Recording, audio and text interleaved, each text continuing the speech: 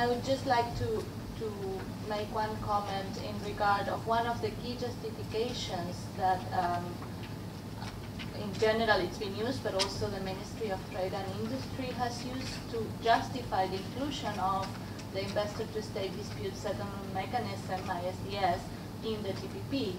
And that is that you need this neutral body, these external arbitration panels that are neutral, that are independent, to resolve the disputes between investors and states. That's the claim.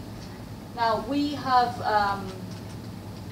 the underlying assumption there is that national courts are not capable, neutral enough to resolve these disputes.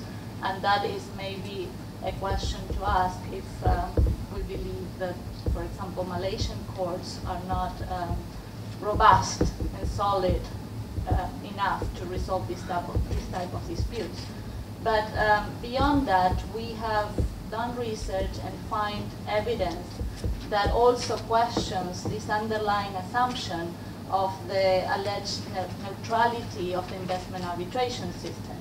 You have, I think, copies of this report, and what we have found is that only 15 people, 15 arbitrators, have resolved more than 50% of all the known investment treaty disputes known worldwide.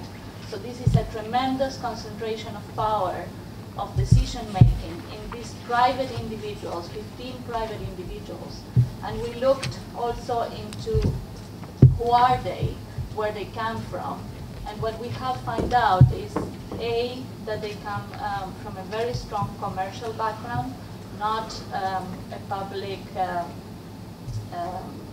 interest background.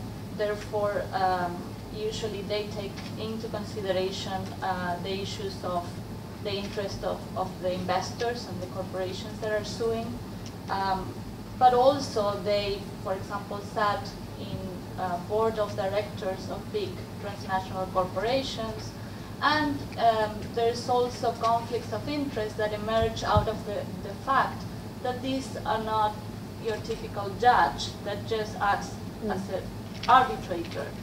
These people have multiple roles, and one of those roles is sometimes to also act as a representative of the investor in these same tribunals. So while in some cases they're sitting as an arbitrator, in another cases they are defending or arguing for the investor or the state, but in general it's the investor that is suing in these arbitration panels. So it's a very in-crowd system that actually allows for all these conflicts of interest to emerge. And the bottom line is that it has become a very lucrative industry in our view. These arbitrators would earn around $3,000 per day. We have to remember these trials last years. Therefore, we amount to millions sometimes in the fees that they earn. There is a very strong incentive for them to arbitrate and to keep these cases coming. So what we find is that Cecilia, arbitrators... the translation first. Oh, yeah. I think it's important. Or maybe we finish everything first and we translate. I think it might be a bit longer. Okay. They might lose the track.